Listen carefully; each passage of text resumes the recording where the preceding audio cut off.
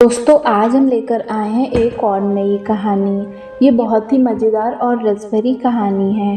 पूरी कहानी सुनने के लिए अभी वीडियो को लाइक करें, चैनल को सब्सक्राइब करें और नोटिफिकेशन बेल को दबाना ना भूलें। मेरा नाम अंकित है और मेरी पत्नी का नाम शिवानी है।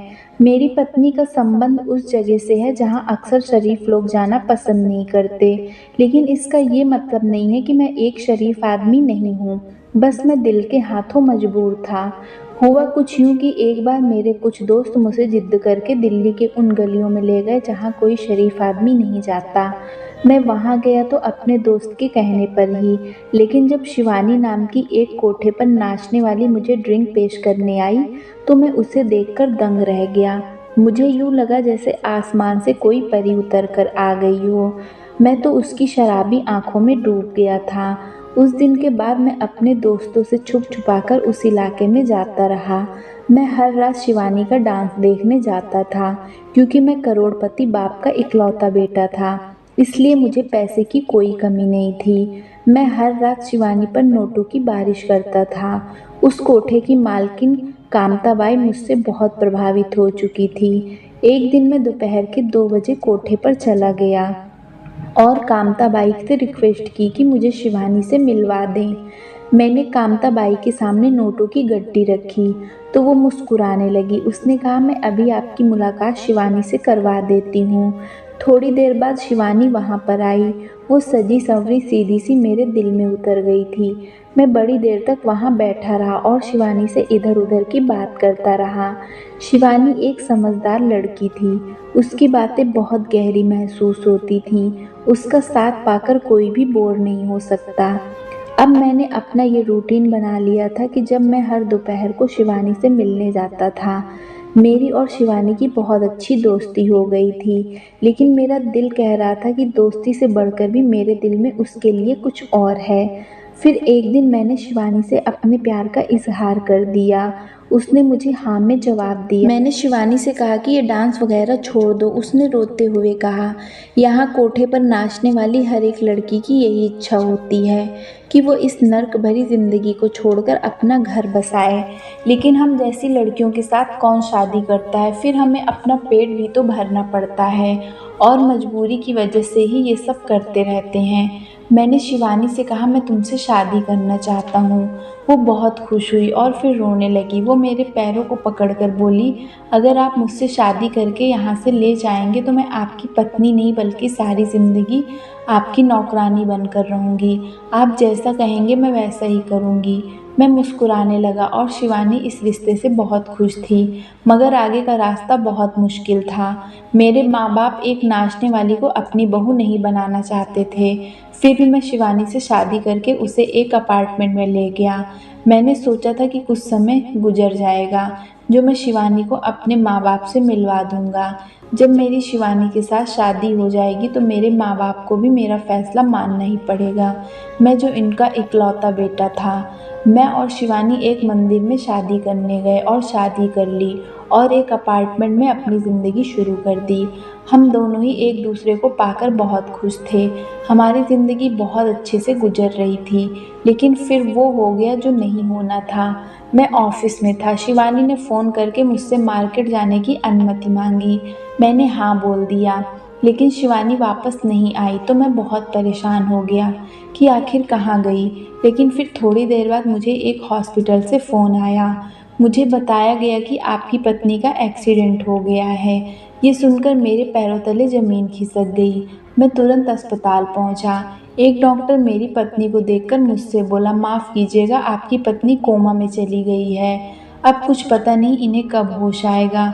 ये सुनकर मैं बहुत रोया। ये सब कुछ इतना अचानक हुआ कि मुझे संभलने का मौका ही नहीं मिला। मैं अस्पताल की बेंच पर बैठा बहुत देर तक रोता रहा। मेरी खुशियों को ना जाने किसकी नज़र लग गई। अभी तो मैंने अपनी ज़िंदगी की शुरुआत की थी, मगर इतना बड़ा दुख मुझे अंदर तक तोड़ गया था। मैं सारा दिन रोता रहता था। शिवानी 3 हफ्तों से कोमा में थी और हर दिन अस्पताल की बेंच पर मैं घंटों बैठा रहता था, लेकिन मुझे डॉक्टर शिवानी से मिलने नहीं देते थे। वो कहते थे कि मरीज के पास हम किसी को भी ज़्यादा देर तक नहीं छोड़ सकते। डॉक्टर मुझे हर रोज़ सिर्फ 5 मिनट के लिए शिवानी के पास जाने देते थे। मैं मैं शिवानी के पास रहने के लिए डॉक्टर की सहमति मांगता रहता था। मुझे जैसे ही इजाज़त मिलती तो मैं रो रो कर शिवानी से कहता, तुम ठीक क्यों नहीं होती हो, तुम जल्दी से ठीक हो जाओ, मैं तुम्हारे बगैर नहीं जी सकता। मुझे लगता है जैसे वो मेरी बात सुन लेगी और वो ठीक हो जाएगी। मैं उससे बस इतना ही कहता रहता, शिवानी तुम जल्दी से ठीक हो जाओ। अगले दिन जब मैं शिवानी से मिलने गया तो मैंने देखा उसने अस्पताल की ड्रेस नहीं पहनी हुई थी। मैंने एक नर्स से पूछा कि ऐसा क्यों, तो बोला मरीज अस्पताल की ड्रेस से तंग हो जाते हैं। अब हम रोज आपकी पत्नी के कपड़े चेंज करा दिया करेंगे ताकि ये जल्दी ही अपनी ज़िंदगी की तरफ लौट आएं। मुझे इन बातों की कोई समझ नहीं थी, इसलिए मैं खामोशी से वापस लौट आया। लेकिन अब मैंने गौर किया कि शिवानी के कपड़े हर रोज़ चेंज हो जाते थे। उसने जो भी कपड़े पहने होते थे वो बिल्कुल भी आम कपड़े नहीं होते थे। वे सभी बहुत महंगे कपड़े होते थे। ये बात मेरी बिल्कुल समझ में नहीं आ रही थी कि अस्पताल वाले मरीज को इतना महंगा कपड़ा क्यों पहनाते थे।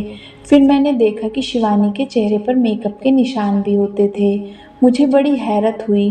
मैंने नर्स से पूछा, चलो कपड़े तो आप लोग चेंज कर देते हैं, लेकिन ये चेहरे पर मेकअप के निशान कहाँ से आते हैं? आखिर ये सब क्या है? मैंने देखा कि नर्स मेरे सवालों से घबरा सी गई थी। अब मुझे शिवानी की बहुत फिक्र हो रही थी। लग रहा था कि कहीं उसके साथ कुछ गलत तो नहीं हो रहा। इसलिए मैंने सोचा कि अब मैं अस्पताल में सारी चीज़ों की जानकारी लूँगा। इसलिए मैंने सोचा कि अब अस्पताल की असलियत जानकर ही रहूँगा। मैंने उस अस्पताल के बारे में बहुत छानबीन की, मगर हर तरफ से अच्छा जवाब मिलता था। लेकिन फिर मेरी पत्नी के साथ क्या हो रहा था? मैं शाम को जब शिवानी से मिलकर आता तो वो आराम कर रही होती थी और उसके चेहरे पर किसी तरह का कोई भी मेकअप नहीं होता था। लेकिन जब सुबह ऑफिस जाने से पहले उसको देखने आता तो उसके कपड़े भी चेंज होते थे और उसके चेहरे पर मेकअप के निशान भी होते थे। अब मैंने इरादा कर लिया था कि रात को घर नहीं जाऊंगा और खुद ही देखूंगा कि आखिर ये सब क्या हो रहा है। मैं सारी रात बाहर कुर्सी पर बैठा रहा क्योंकि मुझे डॉक्टर ने शिवानी के पास जाने की इजाज़त नहीं दी थी। मैंने सारी रात जासूसी करते हुए गुजार दी थी, मगर कुछ भी ऐसा नहीं हुआ जिस पर शक किया जा सके। एक नर्स रात में 3-4 बार सारे मरीजों को चेक करके जाती थी। वहीं शिवानी के कमरे को भी चेक करके जाती थी, तो मुझे सुकून मिल जाता था। अब जब मैं सुबह कमरे में गया तो शिवानी के कपड़े फिर से बदले हुए थे और उसके चेहरे पर मेकअप के निशान भी थे। मुझे बहुत हैरानी होने लगी, इसलिए मैंने कुछ और करने को सोचा। मैंने अस्पताल के एक जूनियर डॉक्टर को अपने साथ मिला लिया और उसे भारी रकम देकर साथ देने के लिए राजी कर लिया था। हम दोनों ने कड़ी मेहनत करके जानकारी इकट्ठा करना शुरू कर दिया। एक रात हमने देखा कि शिवानी को थोड़ा होश आ रहा था, लेकिन मैं पास नहीं गया क्योंकि मैं पूरी सच्चाई जानना चाहता था। फिर चुपचाप एक नर्स और वो शिवानी को स्ट्रेचर पर हेड डॉक्टर के पर्सनल रूम में ले गई।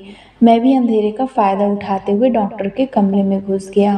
वहाँ मैंने देखा कि अधूरे होश की अवस्था में ही शिवानी के कपड़े चेंज करके काफ़ी अच्छे और महंगे कपड़े नर्स ने पहनाए और काफ़ी अच्छे से मेकअप कर दिया।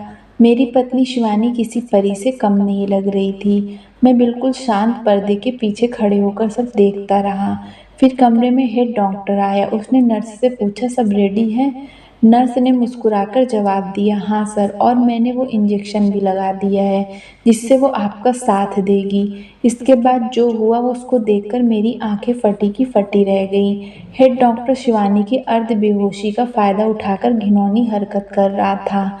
मैं अब भी छुपकर सब देख रहा था क्योंकि मुझे सारी सच्चाई जाननी थी। मैंने डॉक्टर की इस हैवानियत को मोबाइल में रिकॉर्ड कर लिया। इसके बाद डॉक्टर ने नर्स को फ़ोन किया और नर्स कमरे में आ गई। डॉक्टर ने बोला, तुम ऐसे ही नशे का इंजेक्शन देती रहो और इसके पति से बोलो कि ये कोमा में है और मैं हर रोज़ इसी तरह से फ़ायदा उठाता रहूँगा। अब मैं पूरी बातें समझ चुका था। मैंने तुरंत ही पुलिस स्टेशन में फ़ोन करके डॉक्टर के खिलाफ शिकायत कर दी। 10 मिनट में पुलिस आ गई। मैंने उन्हें डॉक्टर की करतूतों की वीडियो दिखाई तो पुलिस ने तुरंत ही डॉक्टर को गिरफ्तार कर लिया और जेल भेज दिया। मैं अपनी पत्नी को लेकर गांव चला गया और वो धीरे धीरे ठीक हो गई।